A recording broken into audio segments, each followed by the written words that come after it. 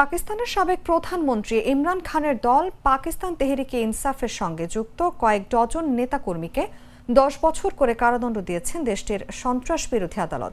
সরকারের পক্ষ থেকে জানানো হয়েছে, এই দণ্ডপ্রাপ্তদের মধ্যে রয়েছেন পাঞ্জাব প্রাদেশিক পরিষদের বিরোধী দলীয় নেতা মালিক আহমেদ ভাচার, এক বর্তমান ও এক সাবেক সংসদ সদস্য এবং আরও কয়েকজন জ্যেষ্ঠ পিটিআই নেতা। সরকারের ডেপুটি আইনমন্ত্রী আকিল মালিক এক সংবাদ সম্মেলনে বলেন, পাঞ্জাব অ্যাসেম্বলির বিরোধী নেতা মালিক আহমেদ ভাচারকে 10 বছরের কারাদণ্ড দেওয়া হয়েছে। তবে সাবেক পররাষ্ট্রমন্ত্রী শাহ মাহমুদ কোরেশি এবং আরও 5 জনকে অভিযোগ থেকে খালাস দেওয়া হয়েছে।